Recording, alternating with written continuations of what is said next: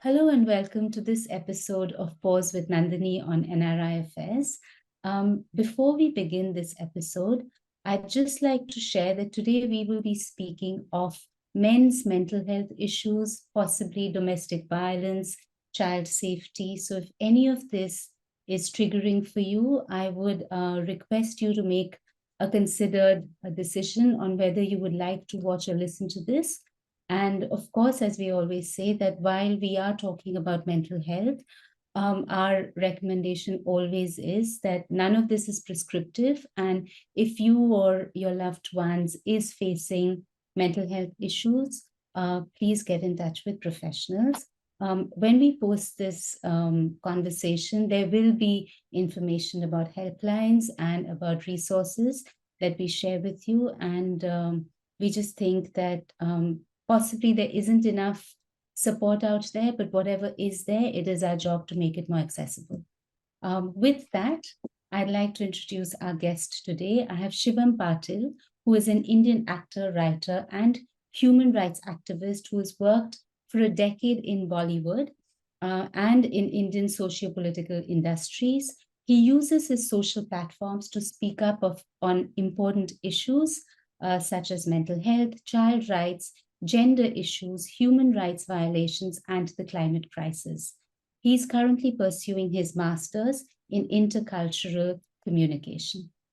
Thank you for joining us today and welcome to the show.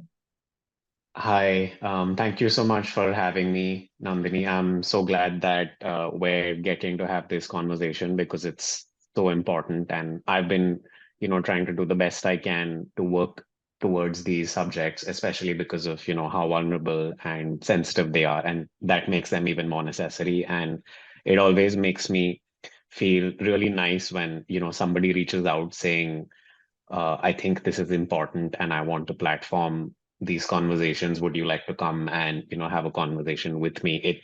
It makes my day, honestly, because I wish more people were, really pushing to have these conversations. And I'm so glad to be here. Thank you so much. I was just, as I was researching a little bit about our call and what we were going to talk about, it was Hmm. quite interesting to see that there isn't that much data easily available. Of course, in medical circles and academia, there might be that I don't have access to, but it Hmm. was interesting to see that there is so much information and data around other health related topics, but specifically men's mental health seems to be something very hard to access information on.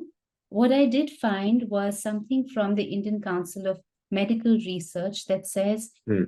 every seventh Indian man is dealing with mental health issues.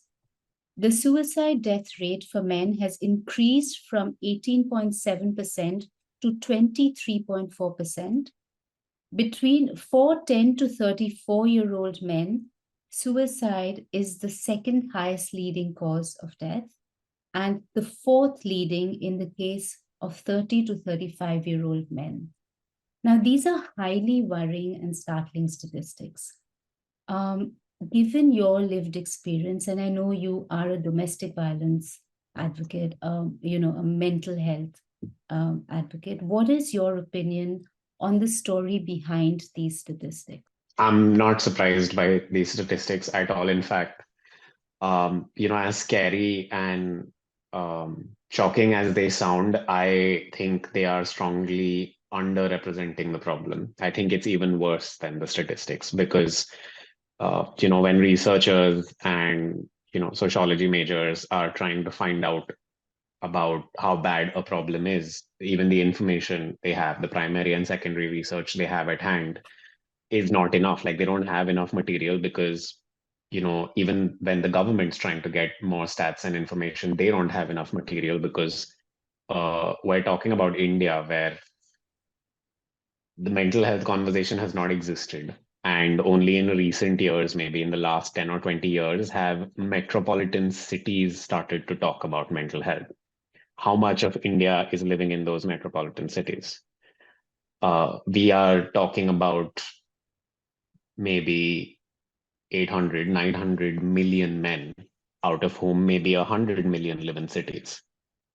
So your information is then going to completely ignore hundreds of millions of men who don't even know what the term mental health means, don't even know what the term depression, anxiety mean, don't even know what abuse means, or domestic abuse means, don't even know they can be victims to it, because it's just not, there is no social conversation around it, right? So even if a government or a researcher is trying to look for this information, how will they know what's going on with those hundreds of millions of men? um, and so many of those men will come from socioeconomic backgrounds that just don't allow access. For example, tomorrow, if the government of India conducts a survey, public survey, tries to gain information about if you are surviving or have had experiences like this at any time in your life, you respond to it. That survey is not reaching those 500 million men. It's just not reaching them, because how will it get to them, right? And so if we're seeing numbers go up, uh, even that's underrepresenting the problem. It's far scarier than even these numbers sound. Um, one of the, I mean, I don't like to make it about like statistics and numbers, because we're dealing with something so personal and individual.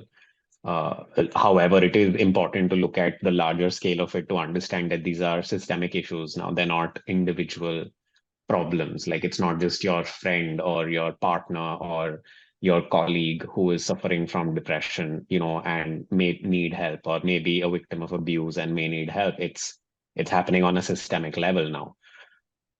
So we need to keep that in mind. However, one of the things that really scares me is how this problem specifically, and these sets of problems are affect, I mean, they affect everyone, right? Domestic violence, mental health issues, these are universal.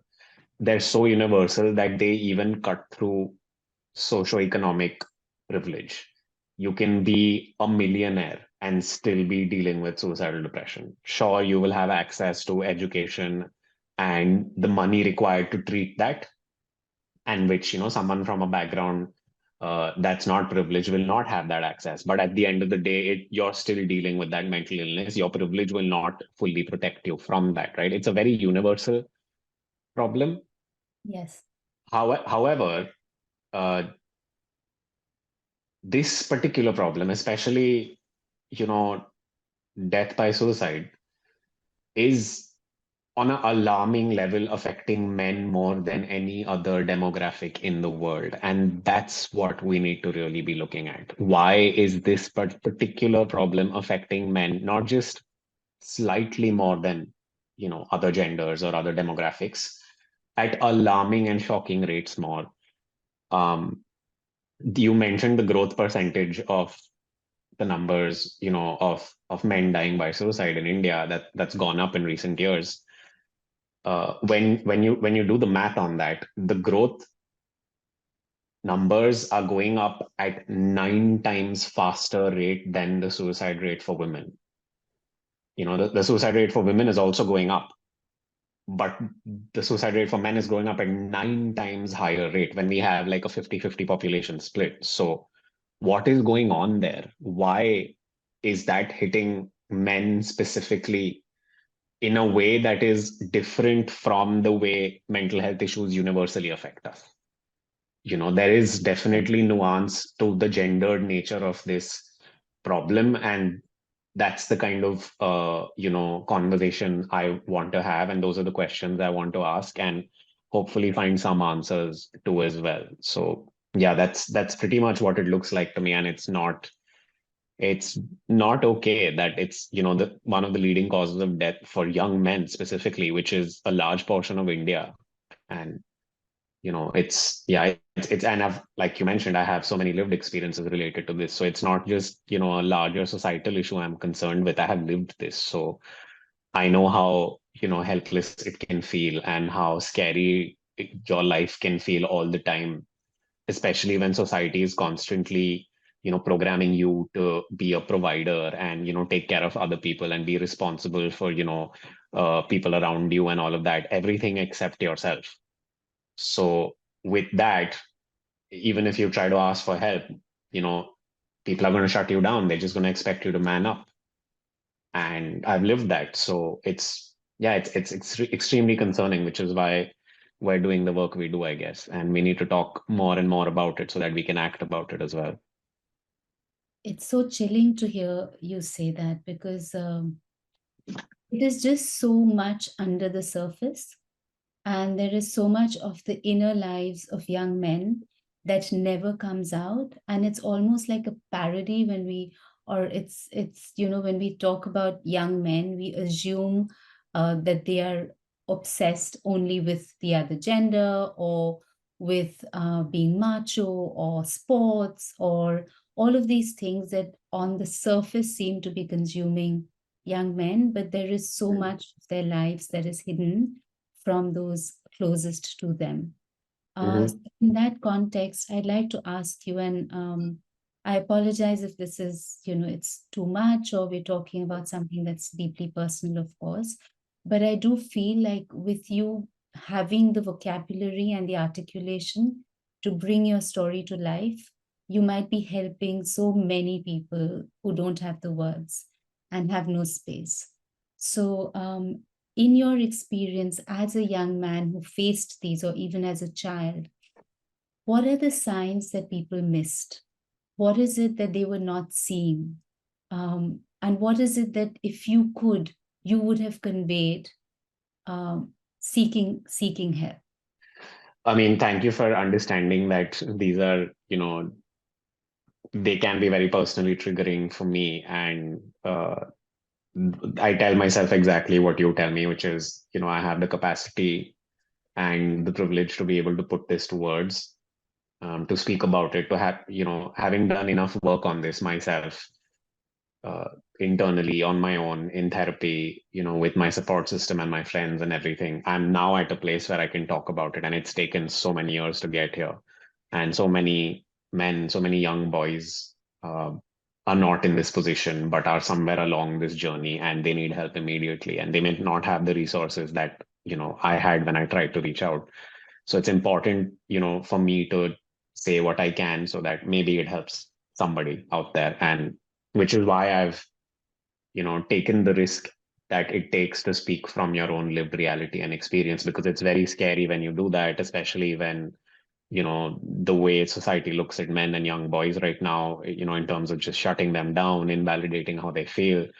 Um, Especially when you've gone through abuse and the people that were responsible for that abuse, or the people that enabled that abuse, are still there, and they still have some kind of capacity to cause harm. So every time you speak, you are taking those risks, um, and it is going to affect you. But at some point of time, you have to do what you can, because there are people who don't even have this and they need help immediately. So I'm okay to speak from my own lived reality and my experiences primarily for that reason. And also, like, having spoken to you, I know that, this is a safe space and that anything I say here will not be misappropriated or misunderstood. And that there is some element of trust and honesty and authenticity here, without which I don't think I'd be able to have these conversations. I have never had so many of these conversations. I've never had in a live chat. I have written about them. I have spoken about them in recorded form because I felt maybe that's safe enough. I'm not being seen or judged in the moment.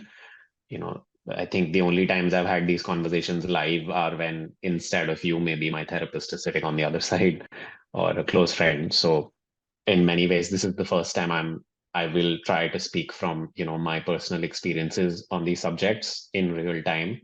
So, I apologize if my mind is not as articulate or clear as I would like it to be on some of the matters, but I'll try my best. You asked a very complex question. It's very different when you're a man, and it's very different when you're a child, in terms of how the problems are, what the science can be, what you can do. It's a lot worse when you're a child because of the power dynamic. Um, because even if somebody wants to help you, what are they going to do? Right? In India, we don't have a system where, if a child is in trouble or if a child is in harm's way because of their own family or because of their own parents, there is no strong system that can swoop in, protect them, you know, and hold the family or the parents accountable, usually criminally, because if, some kind of severe abuse has taken place, maybe physical assault is happening, maybe sexual abuse is happening, these are crimes. So, whether they're parents or not shouldn't matter. In fact, the fact that their parents or family makes the crime worse. And so Absolutely. the punishment should be even greater than if a random stranger did it. But we don't have those child services. We have, NGOs trying to do the heavy lifting for what society and the government is supposed to do.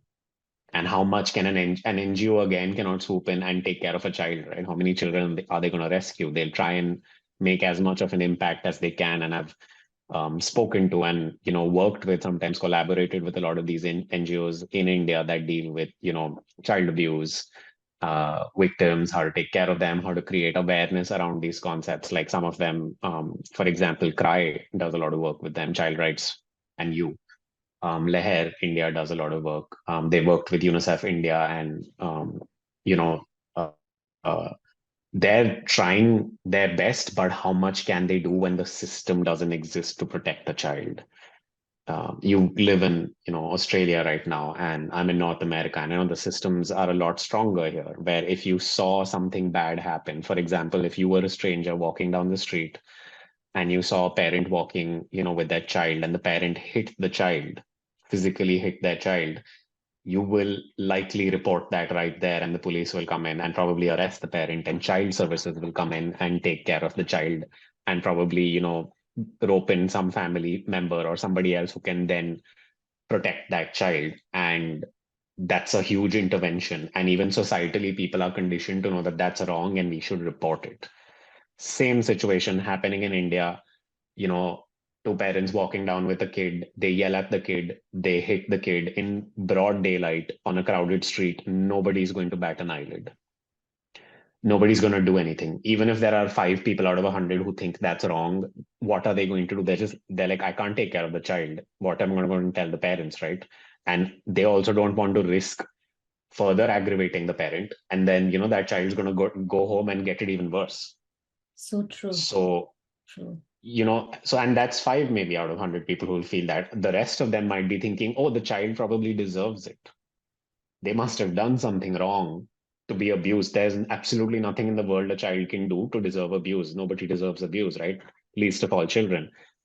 But there may even be parents or people looking at it saying, oh, that's good parenting. You're disciplining your child through This abuse. cultural thing, and how, as I was thinking about all of this, I was thinking of how normalized it is, even like when Mhm. in the diaspora, when people come out of India, there's so many jokes and memes about like, oh, how soft parenting is now. And hamare time mein to, if you behave like this, you would just get a chappal on your head. It's just normalized and people laugh about it and say, oh, kids are so soft today. Our teachers used to slap us, our parents used to hit us with cricket bats or whatever it is. And people kind of take it as a rite of passage almost, that of course when you're a child you go through this.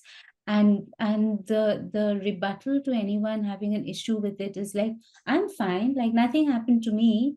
I'm not like damaged in any way by those experiences. And then, if you would delve deeper, you would possibly find in what That the there is ways are damage. damaged. Yeah. And, so this is such a big, complicated, and intense sort of exploration. Having said that, what you said strikes like so deeply to me as a mother, that a child literally has no recourse. Who do you go to? Who? So you are trapped in broad daylight. You're in a prison with like you're in a prison and nobody knows you're in a prison.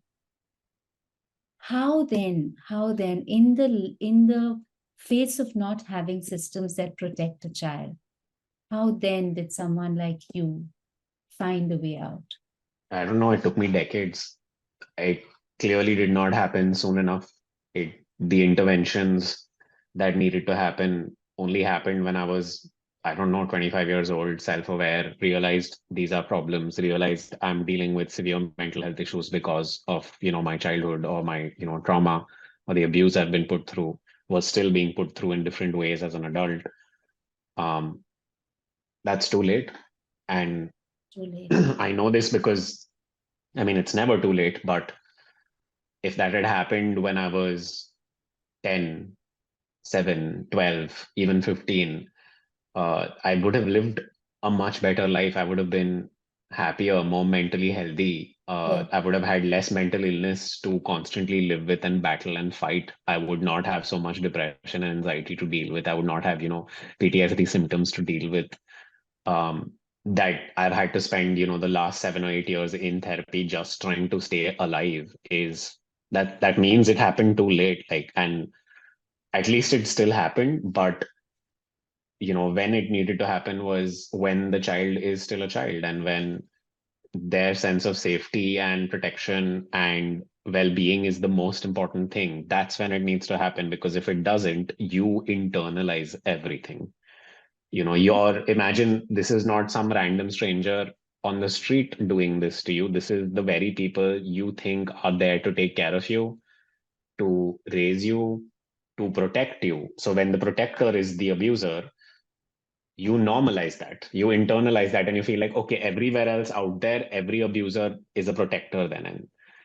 And that is the standard of what love is supposed to mean. That is the meaning of what care is supposed to mean. You normalize all of this, and then as an adult, you realize how maladjusted you are when you see other people who don't feel this way, who don't get so affected by these things, or they have healthy relationships with their parents. Like, and honestly, this is hard, it's becoming harder for me to find now, because the more people I've spoken to and the more I've addressed these subjects, I'm not finding a lot of people who have healthy relationships with their parents anymore.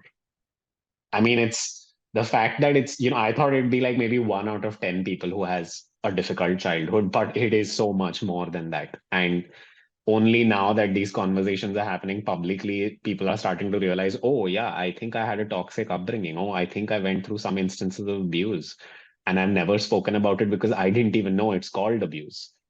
Right. Yeah. I was told this is parenting and I was told this is normal. And, like you mentioned, South Asians have this whole thing of like, I mean, our coping mechanism is humor. So we make fun of it. It's a very dark and twisted way of saying internalization is so deep that we think the way we were raised is the way you're supposed to be raised, because Hmm.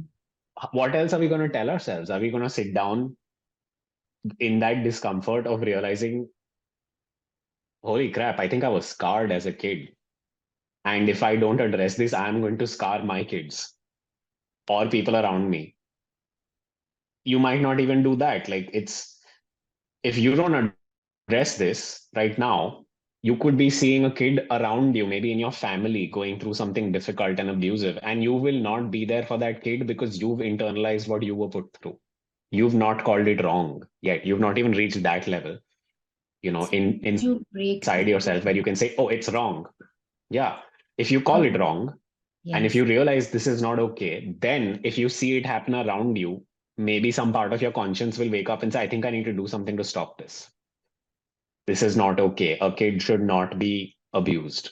No human should be abused, least of all a kid. So it's happening in front of me. I need to wake up out of my, conditioning. And, you know, maybe because if I stay in that, I'm part of the problem. And we all are, right? So there Yes. were so many people in my family that were not abusive, but they were part of the problem because they did not stop the abuse, because they normalized it, they rationalized it.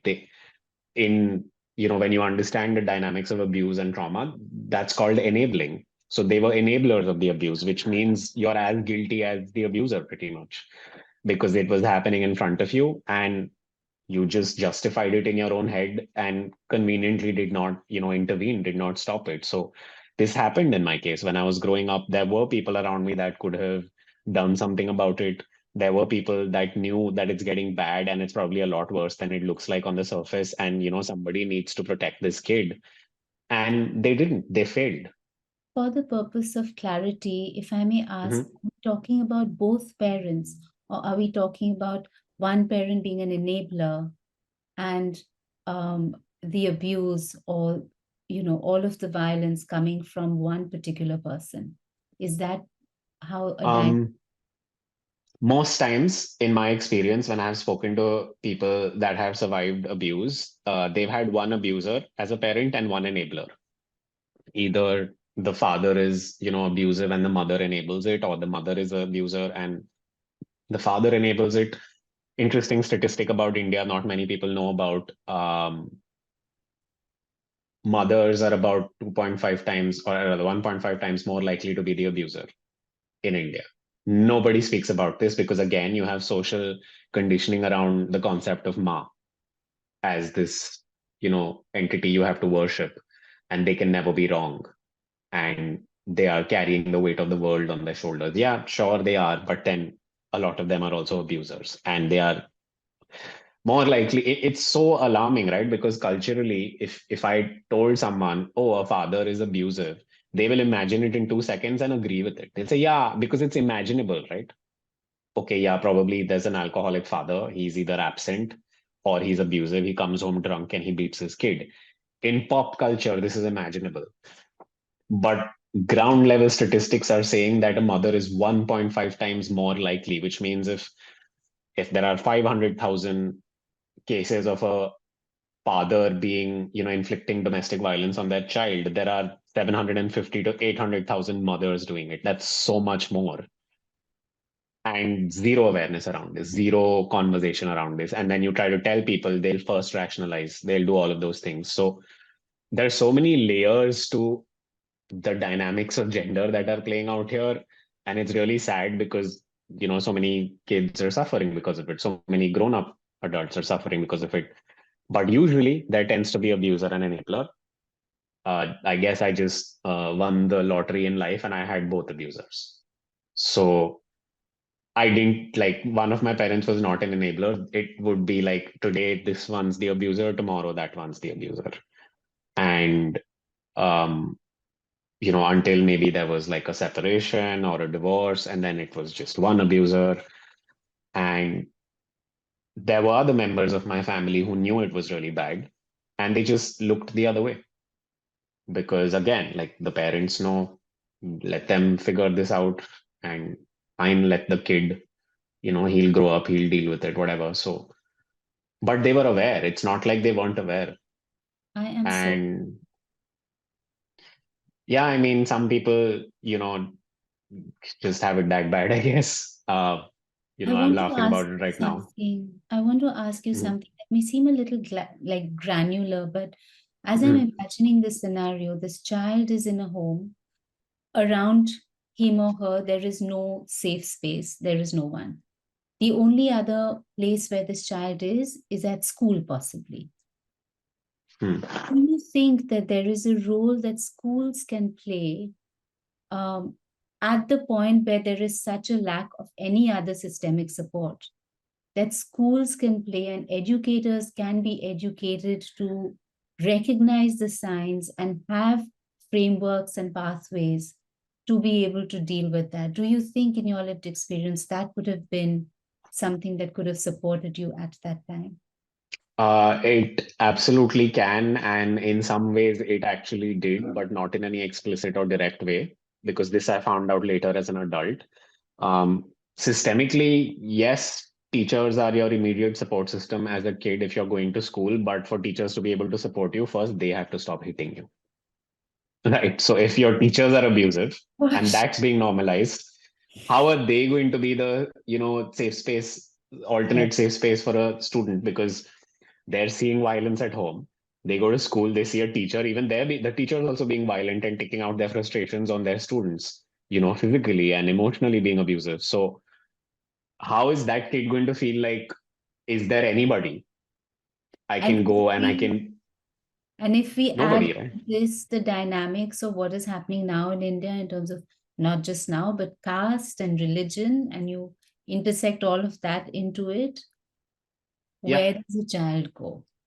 You Yeah, know, exactly. They're just not going to go anywhere, and then they're going to either be very scarred or they're going to grow into teenagers that have severe mental health issues. And by the time they're adults, like me might find themselves in, severe depression or anxiety and just not know where it's coming from because it's all suppressed.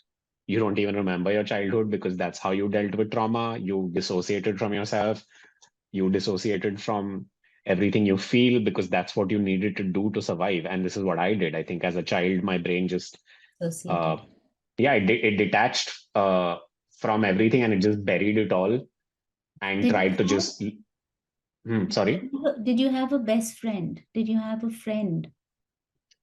Um, I think I had some friends, but I don't think like a best friend. And I'm saying maybe between the age of 7 and 12. I think, and a lot of abuse happened actually between that window. I don't know if people have kids have best friends when they're 7.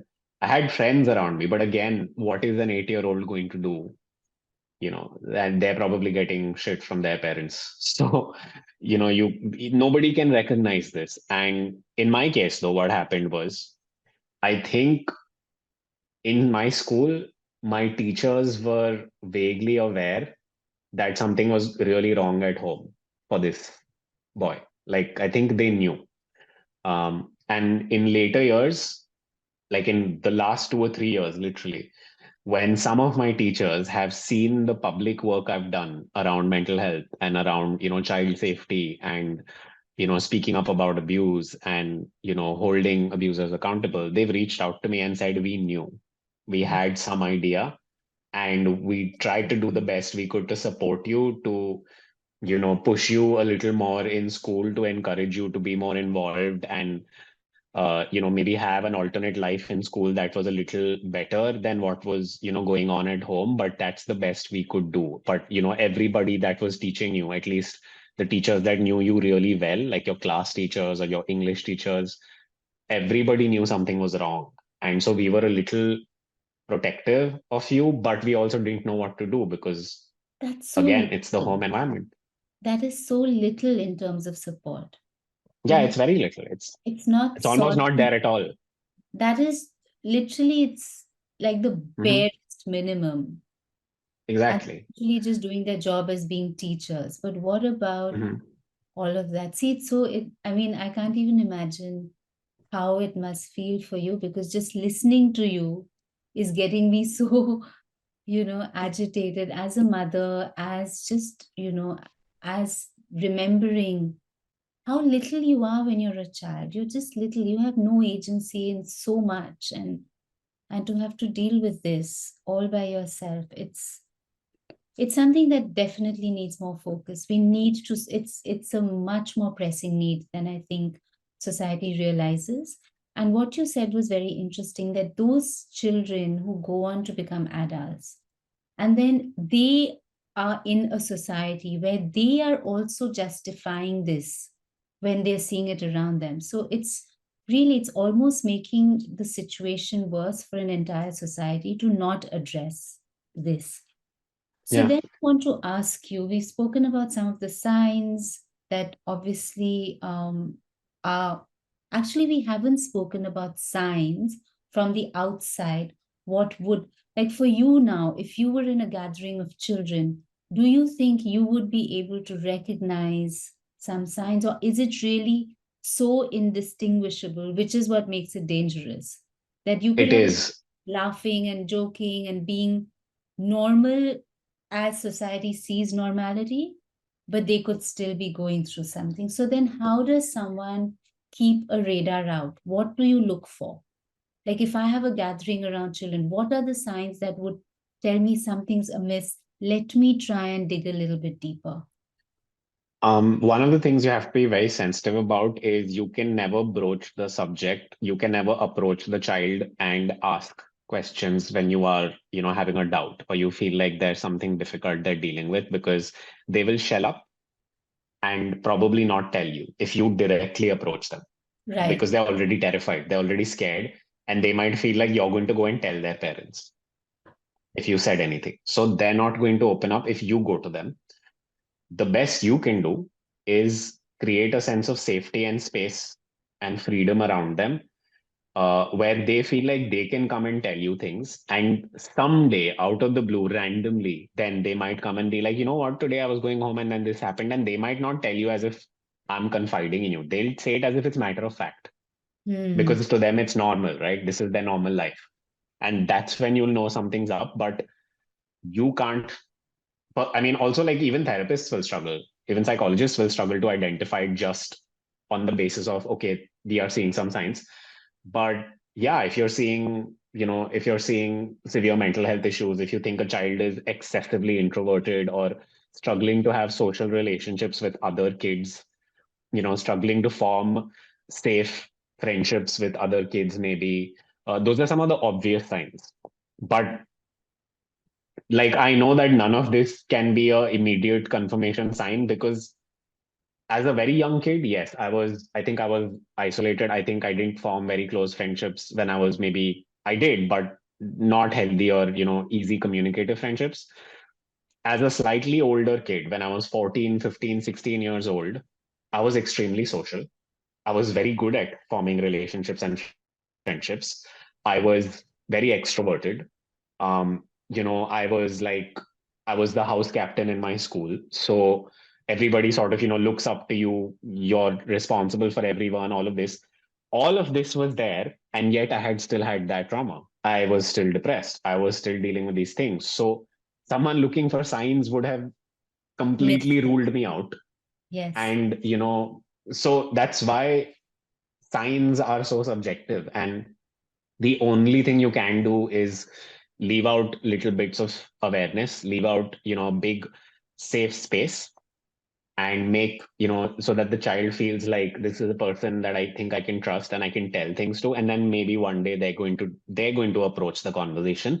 And that's your opening. That's when, maybe you can do something about it. But if you try to approach the child and, be very direct about it, most likely it might not work. Sometimes it will, but it's not a risk I would advise you take, because 100%, if someone came up to me and asked me questions about, Do I would not just say deflect. anything. Yeah, I would deflect. I would not, Yes. feel, because my sense of trust and safety is anyway broken, right?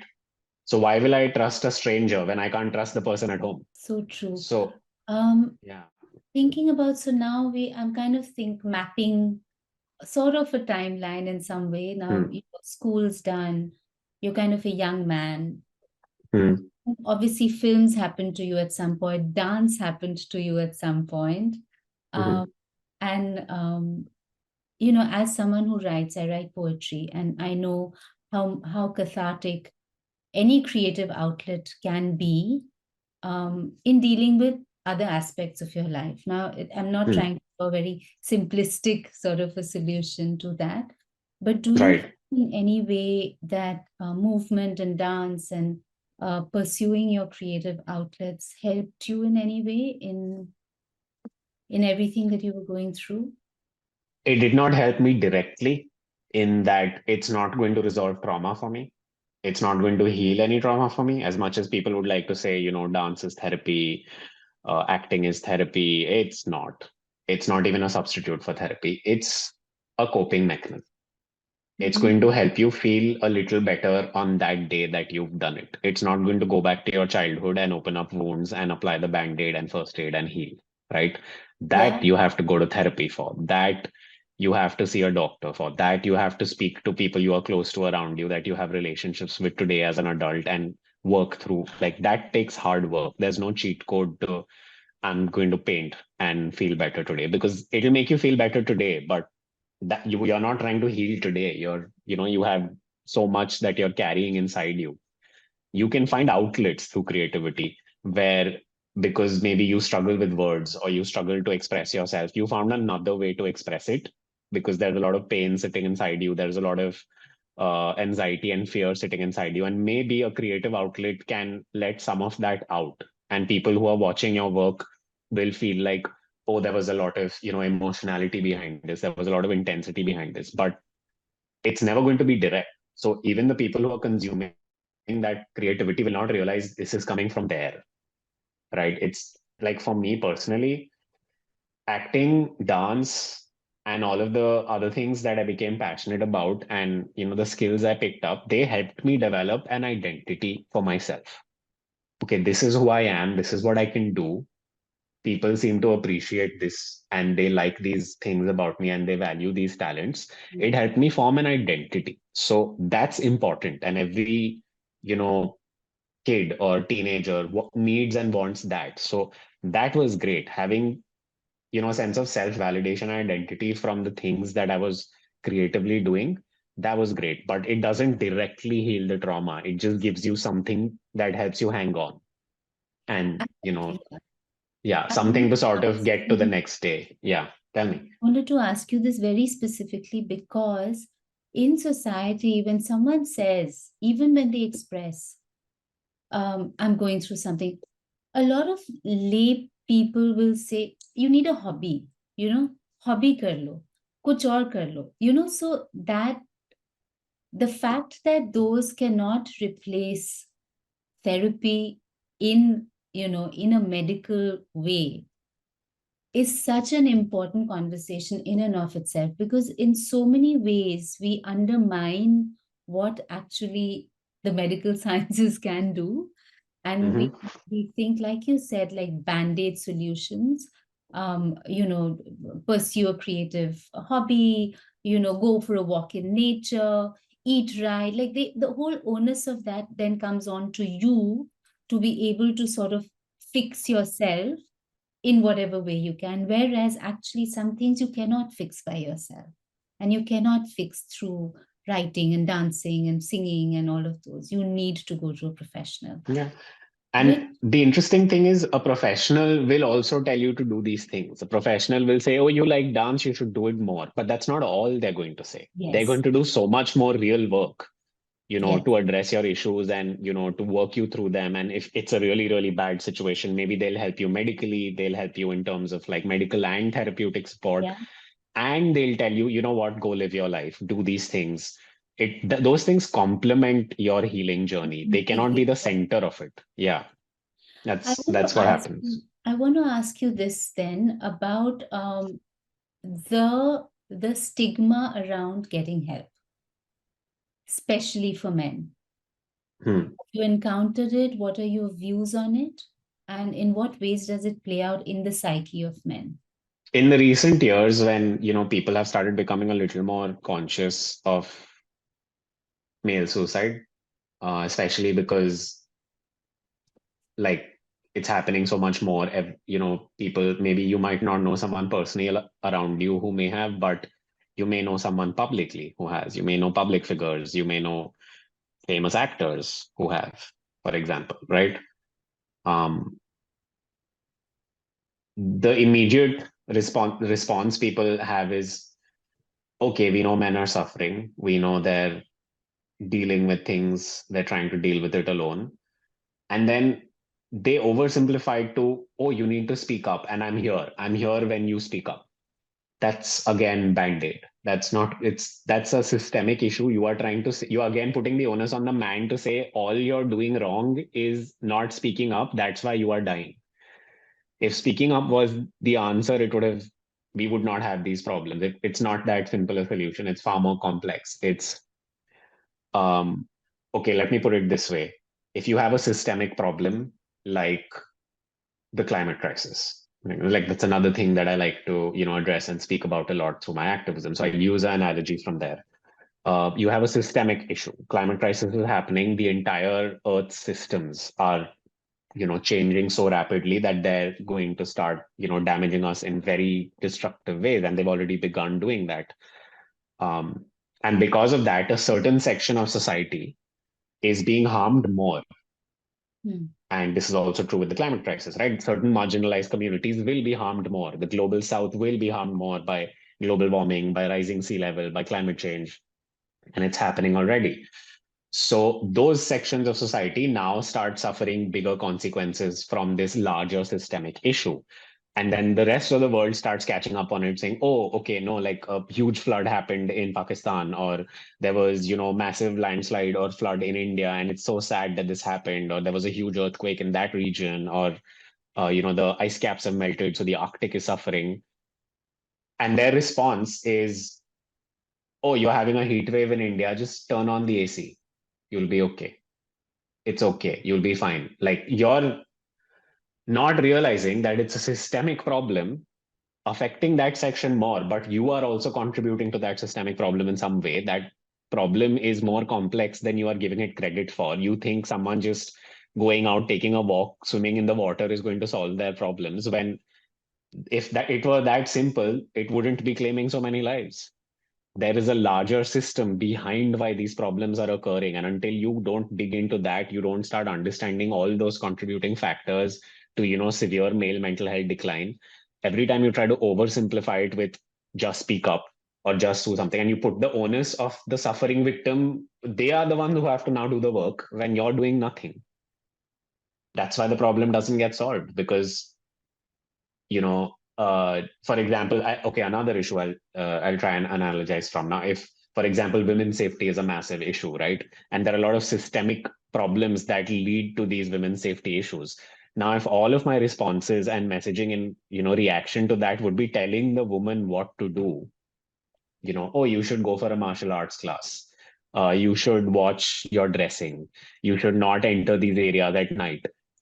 What am I doing? I'm making the problem worse, right? I'm not realizing that there is a system behind why this safety is bad, and I am probably part of that system. So I need to change the system, not the person who is a victim to that.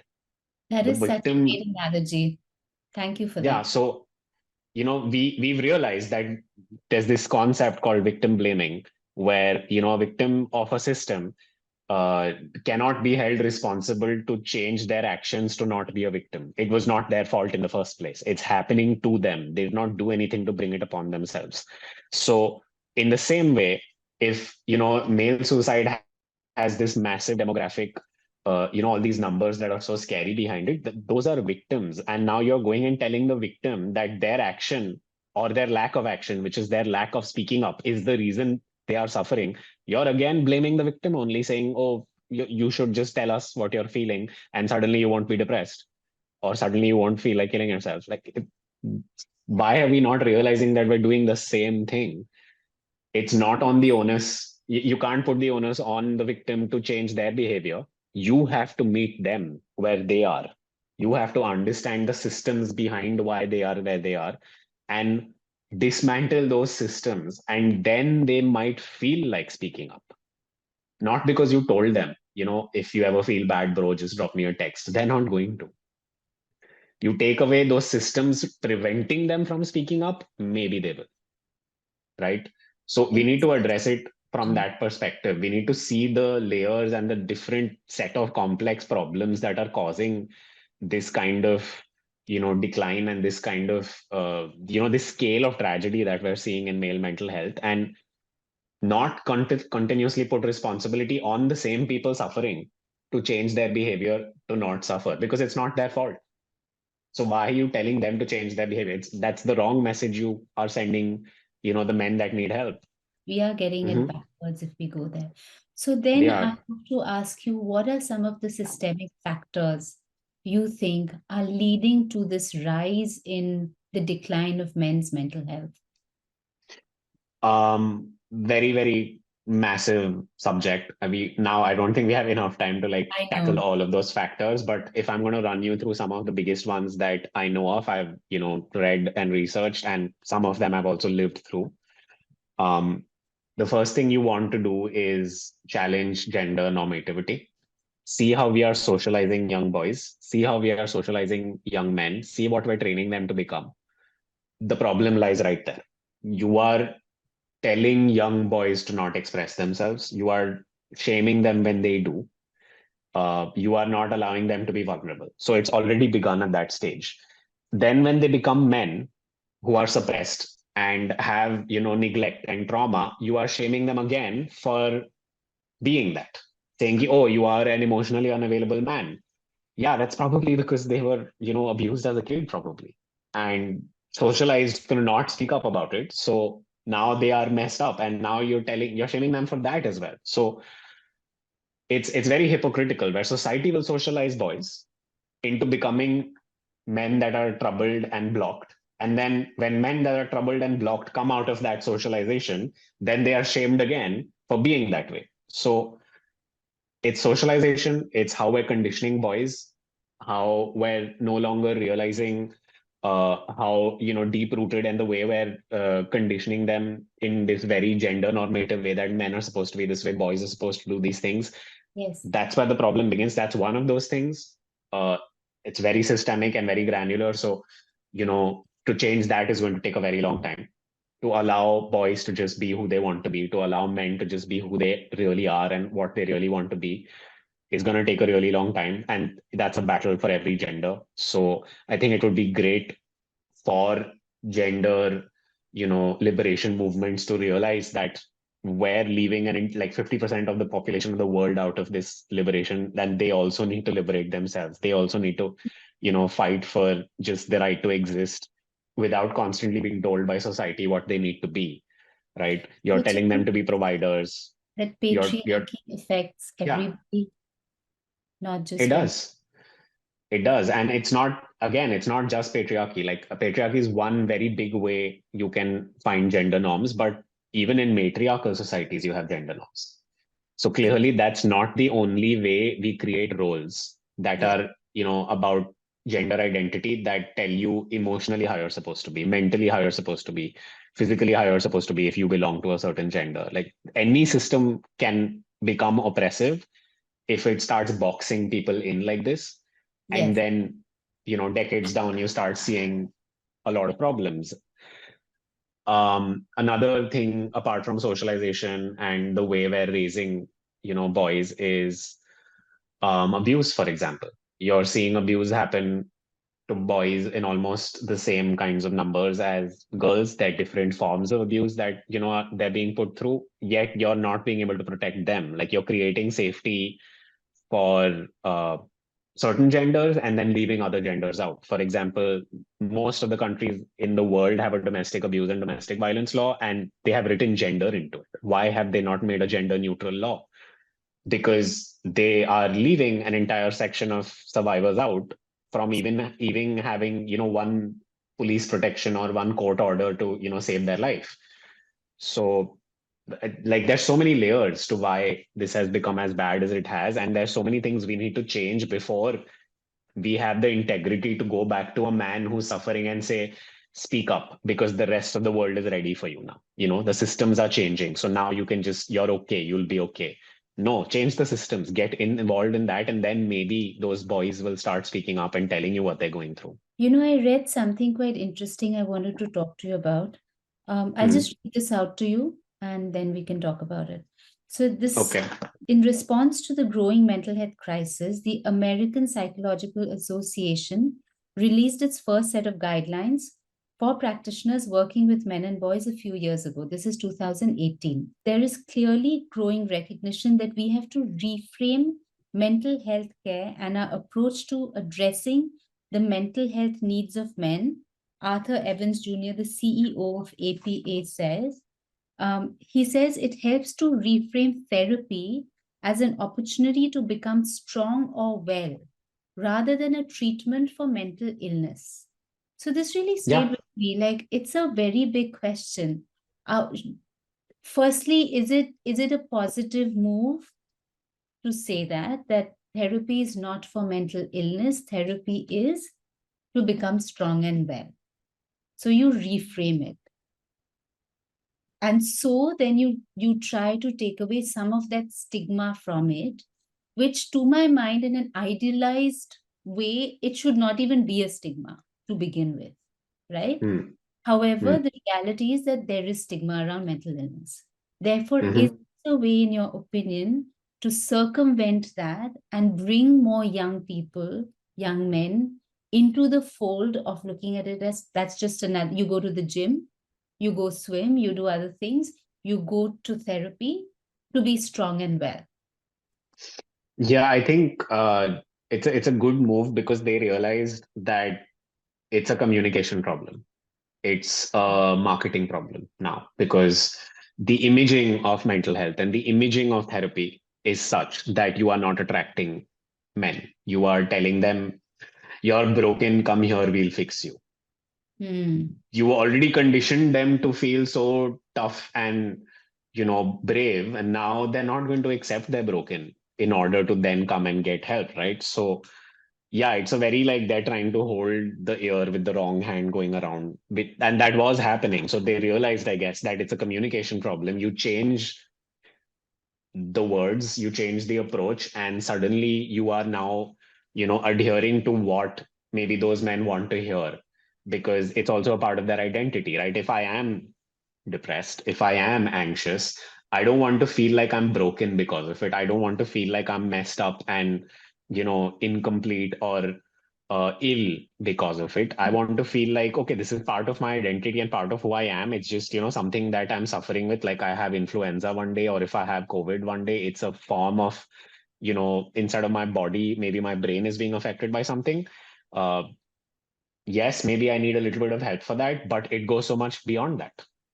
Mm, I like the analogy used where, it's like going to the gym. This is what I keep telling people as well. Therapy is literally like going to the gym for the mind. mm, And it's not a one-time thing. If you go to the gym 2 or 3 times, your body is not going to change for life, right? It's consistency. It's a maintenance process. It's a lifestyle change that you start doing. You start eating better because you're going to the gym. You start having a more disciplined schedule because of that. So there's so many things that start changing because yes, you are promoting well-being, and you're teaching men to do it physically, right? Which is why you have such a huge explosion of men becoming more physically active probably across the world, because they're just like, no, we need to, but even that's happening from a very toxic perspective, because that has more to do with body image yes, rather than wellness. physical wellness. Yeah, it's happening because I need to look great. My biceps need to be popping, or my abs need to be showing. So that's tying back into the same issues. You're using a tool that is of self improvement instead now as vanity and narcissism to heal a problem, instead of you're making it worse. So yeah, reprogramming that and making it seem like this is about wellness, and just like your body needs wellness, so does your mind, is key to being able to bring in more men, because that's what's bringing them into the gym, Ye- right? You're if you're going to tell men ki, oh, you don't feel good about yourself, you had a heartbreak, you had a breakup, you got fired at your job, get in the gym, lift some iron, and you're going to start feeling good. They're showing up to the gym because Mhm. you're telling that person who's gone through a heartbreak, who's been fired at their work, that listen, you're strong. You're probably stronger than your situation right now. Just Mm, come in the gym and we'll remind you that you're strong. And they're coming, right? Instead of telling them you're weak and you need to come to the gym and address that. Like, no. So in the same way, if they have mental issues, if they have anger, depression, sadness, rejection, heartbreak, so many things that could be affecting them, you're telling, okay, this is fine. You're not broken because of these things. You're stronger than what you're feeling. Come here and we'll remind you in therapy what you're really about and what you can do about these feelings. All of these great tools we have to make your mind stronger and even more healthy. So tying therapy into the health industry is a great move, but it's also going to pose some contradictions. And you know, it's interesting. I'm glad that it's heading in that direction. It's definitely the right direction. I feel like reprogramming therapy as well-being rather than an ICU where when you're completely broken, you go there because you want to save your life, right? You want to go there on a maintenance level so that you never have to go in an emergency situation. yes. And I'm glad this resonated with you because it did resonate with me. And particularly what you said about it being a lifelong maintenance, just as Mhm. health is, just as I think there is recognition that your health is a lifelong maintenance situation. So you can't just go to the gym for summer, for your summer body, and then just, and ignore your health. In the same way, mental health is pretty much the same. Um, but thank you for so many insights on that. Finally, I wish we had more time to go on talking about this. There's so much. Mhm. If I know it sounds a little bit maybe trite, but I really would like to ask you if you had a message or anything you wanted to say to those who are suffering or who have not found the words or the articulation as yet. I would never feel like I'm in a position to tell them what to do or what they should be or do, because that's just ridiculous. Everybody has such different experiences. Um, all I would maybe want them to know is that they are seen, and that there are people who recognize the struggle they may be facing. And the only way we're going to be able to deal with so many of these systemic issues is if we see each other and we see each other's pain, most importantly. Then maybe we can begin to speak about it. But first, we need to see, like, we need to take the blindfolds off, and we need to also feel seen by people around us. So, um, and the most beautiful thing about recovering and making things better and healing is that we do it best when we do it together. So, I just want them to feel seen, and I want them to know that I'm doing what I do, and I have been doing this for years because I don't want anybody else to, have to feel or go through or live through the things I have. And if I was feeling seen, if I was feeling heard a long time ago, my life would have been, so much better, much earlier in life, and I would not have to struggle and fight and crawl and be so close to, you know, ending everything so many times. And I don't feel like anybody else should be in that position. So just know that you're seen. And whenever you feel like talking, whenever you feel like speaking up, whenever you feel like there's some kind of safety around you, I hope in that small window of 5 minutes that you feel like yourself again, you say something. You don't have to say the right words, but just something. Yeah, that's pretty much. I mean, in a general way, that's all I can say, because specific conversations are more nuanced and they can help more. But yeah, I think everybody, all of us, just it would be great if we felt more seen and if more people could see us really for who we are and what we're going through and all the beautiful things we are despite that. So, yeah, I really felt your words, Shivam. Thank you so much for sharing them. They came thank you from, for letting me. yes, they came from such depth of lived experience and a journey of healing that possibly is lifelong. And if anything people can take away from this, I would like them to take away the fact that it is possible. Yeah, Um, thank you so much. thank you for allowing and opening space for these conversations to happen. Um, I don't know if you know it yet, but the men and the boys in your life are going to thank you one day for it too.